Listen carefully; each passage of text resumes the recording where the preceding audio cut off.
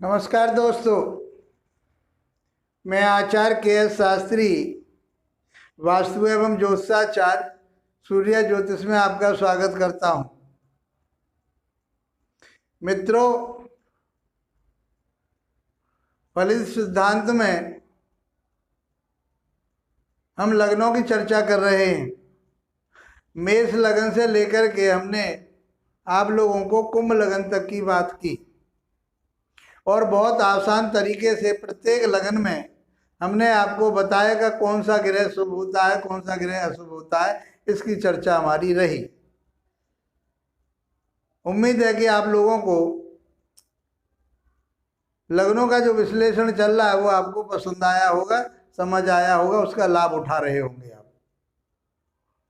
यदि आप ज्योतिष सीखना चाहते हैं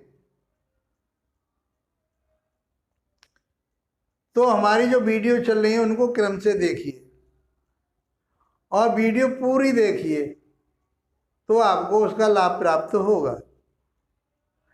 किसी तरह से हमारी बेसिक की जो वीडियो है आप देख कर चुके हैं, तो आप हमारे इन लगनों की जो चर्चा चल रही है उनको आप देखेंगे तो प्रत्येक लगन में हम आपको बता रहे हैं, राशियों के बारे में बता रहे हैं, राशियों के स्वामियों के बारे में बता रहे हैं, लग्नेश के साथ में उसकी क्या मित्रता है, शत्रुता है, ये बता रहे हैं। भावों की चर्चा कर रहे हैं, कौन कौन से भाव शुभ हैं, कौन से भाव अशुभ हैं, कौन से मारक हैं, ये सब हम आपको बता रहे हैं और आप समझ पा रहे होंगे। आज चर्चा हमारी जो रहेगी अध्याय 61 में मीन लगन की रहेगी। हमने लगन में मीन राशि को स्थापित कर दिया। जिस समय जातक का जन्म हुआ है, ये मान के चलिए कि उस समय आकाश मंडल में पूर्वी क्षितिज, ये पूर्वी क्षितिज माना गया है, ये भाग पूर्वी क्षितिज में आता है। क्षितिज आकाश का ये पूर्व का भाग माना गया और वहां पर कौन सी राशि उदय हो रही है उस समय? मीन राशि उदय हो रही है। मीन राशि को हमने लगन में स्थापित किया। मीन, मेष, वृष, मिथुन, कर्क, सिंह, कन्या, तुला, वृश्चिक, धनु, मकर और कुंभ, इस तरह से प्रत्येक भाव में हमने राशियों को स्थापित कर दिया। भावों को आप समझ पाए होंगे। यही हमारे ये भाव रहेंगे, ये कभी परिवर्तित नहीं होते। 12 ही भाव हैं, ये 12 भाव स्थिर भाव हैं। ये इनमें राशियां चेंज हो जाती है लेकिन भाव चेंज नहीं होते। जो लगन में राशि आ जाती है उसी के आधार पर फिर राशियों का निर्धारण कर दिया जाता है और प्रत्येक भाव में, प्रत्येक घर में जो राशि पड़ती है उस घर के ऊपर उस राशि के स्वामी का आधिपत्य होता है, वहाँ का वह मालिक होता है, उस घर का वो स्वामी होता है। ये आप आसानी से समझ पाए होंगे। आओ मित्रों, आगे चलते हैं। हम मीन लगन की बात करते हैं और लगन में मीन राशि को स्थापित किया और मीन के स्वामी होते हैं गुरु। और सिद्धांत में कहा गया, पहला ही सिद्धांत है हमारा कि लग्नेश सदैव शुभ होता है। तो लग्नेश कौन हो गया? लगन का मालिक। लगन जमा ईश, जो लगन का ईश माने स्वामी, मालिक, जो लगन का स्वामी है उसको लग्नेश कहते हैं। दूसरे भाव का जो स्वामी है उसको द्वितीयेश कहते हैं।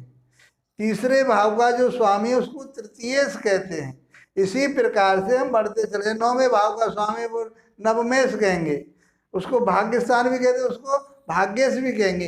ये गणितीय शब्द हैं जो आपको समझने पड़ेंगे और बोलने पड़ेंगे जब आप इसको करेंगे। आप जब इनका विश्लेषण करेंगे, आप इसको प्रोफेशन में आप अपने में अपनाएंगे तो फिर इनको उसी लैंग्वेज में आपको बात करनी पड़ेगी, उसी भाषा में आपको बात करनी पड़ेगी। और ये हमारी ज्योतिषीय भाषा है।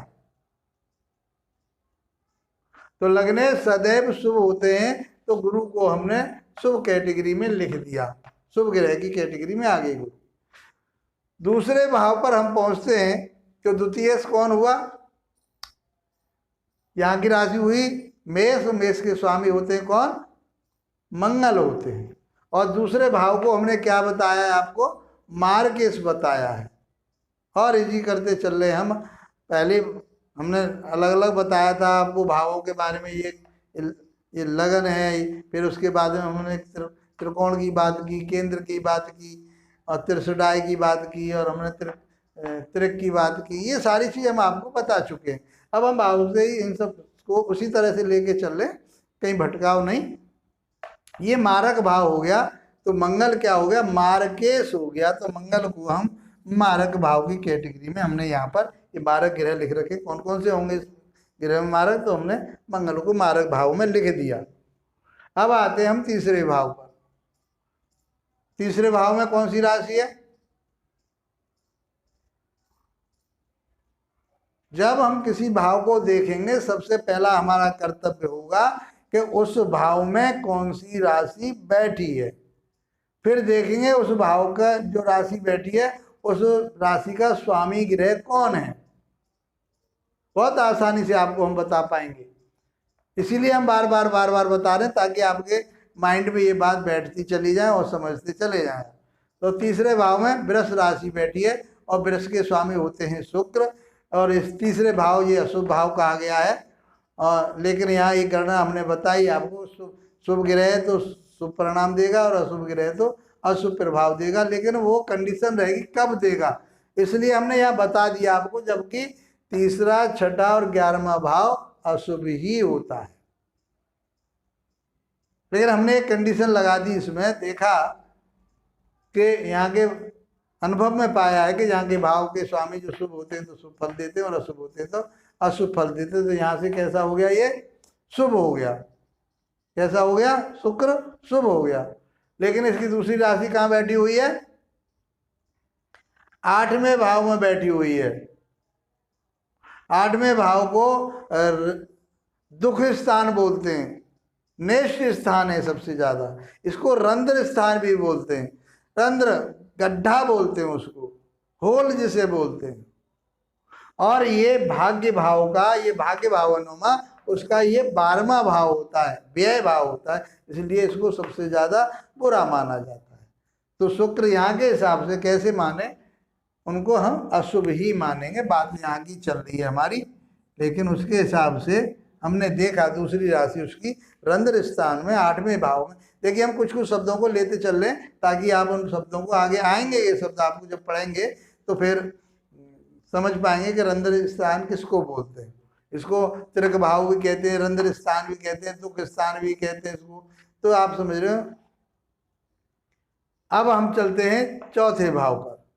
चौथे भाव को, 10वें भाव को हमने ये कह दिया कि ये सम हो जाते हैं। लगने समय हमेशा शुभ होता है, तो इसको हम छोड़ देते हैं, इसकी चर्चा नहीं करते। ये 7वां भाव मार्केश होता है, तो इसलिए इसकी भी चर्चा नहीं करते, रह जाते हैं चौथा भाव और 10वां भाव। तो इसमें क्या है, ये तीसरी राशि आई। तीसरी राशि होती है मिथुन राशि। मिथुन राशि के स्वामी होते हैं कौन, बुध होते हैं। तो सम हो गए बुध। लेकिन इसकी दूसरी राशि कहाँ पड़ी है, वो मारक भाव में बैठी हुई है। तो इनको मारकत्व प्राप्त हो गया बुध को, तो ये बहुत अशुभ हो गए। तो इसको हम किस में लिखेंगे, मारक ग्रह के कैटेगरी में लिखेंगे।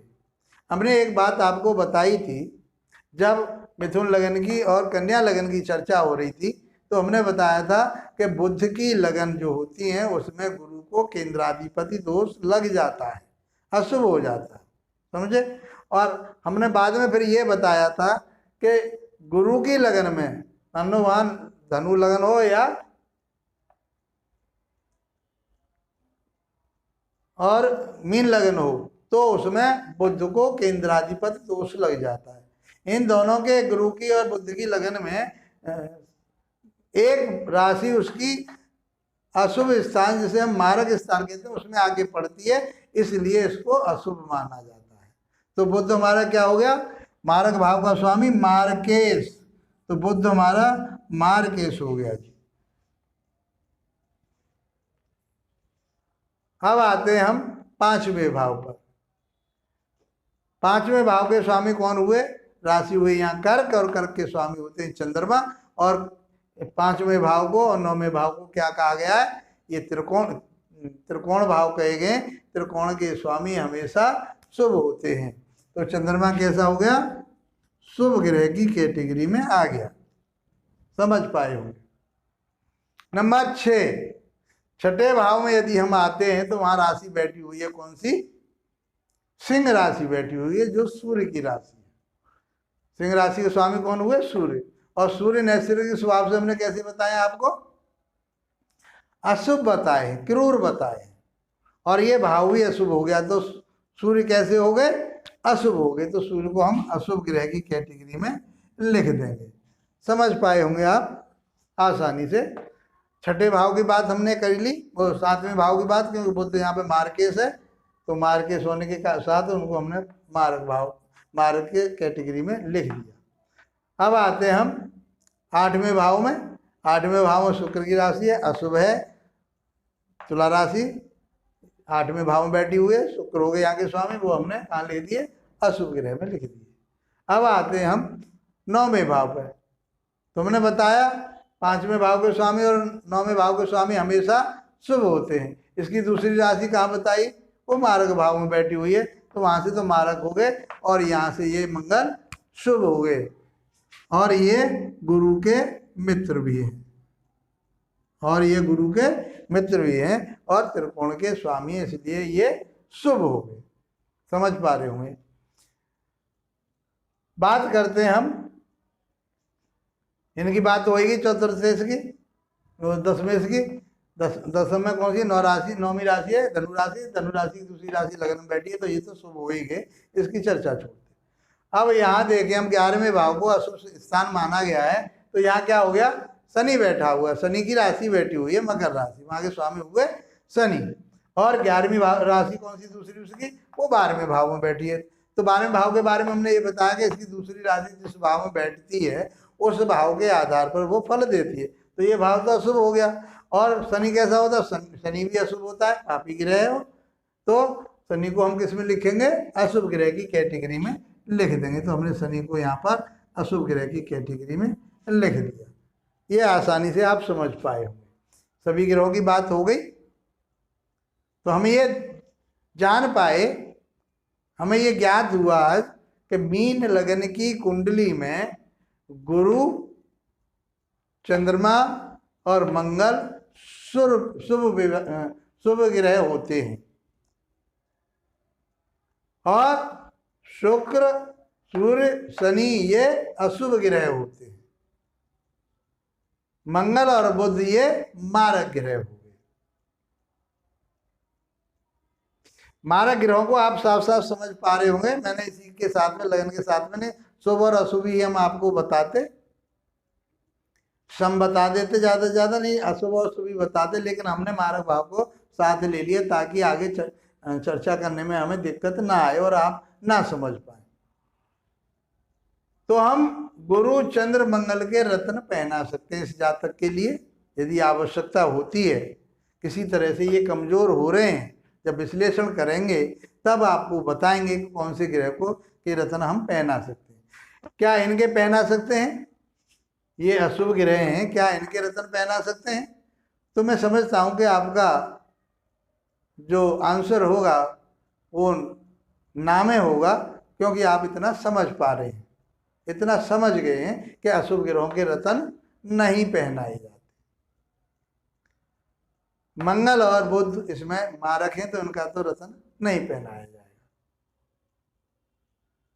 बहुत आसान तरीके से मैंने आपको इसका विश्लेषण रखा, इसका अध्ययन किया हमने, और इस अध्ययन को आप समझ पाए होंगे। मित्रों, हमारी वीडियो को आप देखिए, लाभ उठाइए, उसको अच्छे ज्योतिषी बनिए, मेरा यही प्रयास है। इनकी कलर पैथी भी आप ले सकते हैं। शुभ ग्रहों की रत्न पहना रहे हैं तो हम अब कलरों के आधार पर वो भी उसको उपाय दे सकते हैं। गुरु का रत्न, गुरु का कलर उसे कह सकते हैं कि आपके लिए ये शुभ रहेगा। चंद्रमा का रंग उसके लिए शुभ रहेगा, मंगल का रंग उसके लिए शुभ रहेगा। रंगों की बात हम राशियों की चर्चा में और ग्रहों की जो चर्चा हमने की है, जो कारकत्व बताए उनमें हम कर चुके हैं। और यदि किसी को कहीं डाउट हो तो हमसे कमेंट बॉक्स में पूछ सकते हैं, हम आपके लिए जवाब देंगे उसका। मित्रों आशा है कि ये हमारी चर्चा अच्छी लगी होगी। हमारी लास्ट वीडियो है इसकी। अब इसके बाद में हम इन भावों के कारकत्व के बारे में बताएंगे। कौन सा आदमी, कोई व्यक्ति आपके पास अपना प्रश्न लेके आता है तो आप कैसे बता पाओगे कि कहाँ की बात कर रहा है? यही हमारे 12 भाव रहेंगे, यही हमारी 12 राशियां रहेंगी, यही 9 ग्रह रहेंगे, वही 27 नक्षत्र रहेंगे। इन्हीं में सारा ज्योतिष समाया हुआ है। इसी से हम चर्चा करेंगे।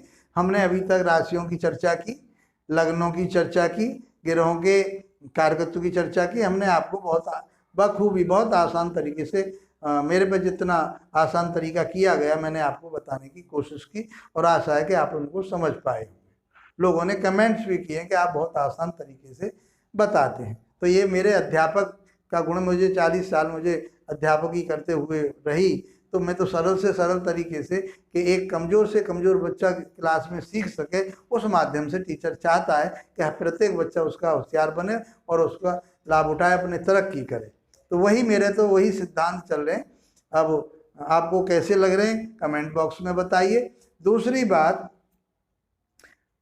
अब हम जो बताएंगे आपको भावों के कारकत्व बताएंगे, किस भाव से क्या क्या चीज देखी जाती, ये तो हम बता दी। अब क्या समझ पाएंगे आप? कुछ नहीं समझ पाएंगे। अब कोई आदमी आकर, कोई व्यक्ति आपके पास आया, प्रश्न करता, वो कहता है कि जी मेरे यहाँ भी संतान की प्राप्ति नहीं हो रही, तो आप कहाँ से देखोगे? हमें तो पता ही नहीं है भाई संतान। तो हम इनके कारकत्व बताएंगे। आप 5वें भाव को पकड़ोगे कि 5वें भाव क्या है, संतान का होता है, और इसमें बहुत सारी चीजें होती है वो भी देख, लेकिन मुख्य मुख्य बातें हम आपको बताएं। जैसे संतान की बात कर रहे हैं तो आप 5वें भाव को देखेंगे, उसके आधार पर आप बता पाएंगे कि आपके घर में संतान होगी कि नहीं होगी, कब होगी कब नहीं होगी, सारी चर्चा होगी। मेरे बेटे की नौकरी नहीं लग पा रही, बहुत तैयारी कर रहा है लेकिन नहीं लग पा रही है, क्या परेशानी आ रही है? तो हम 10वें भाव को पकड़ लेंगे। 10वां भाव हमारे कर्म क्षेत्र का होता है। जीवन में इतना संघर्ष कर रहे हैं, उसके बाद भी लाभ प्राप्त नहीं हो रहा, तो हम लाभ के घर में पहुंच जाएंगे। 11वां भाव लाभ का होता है।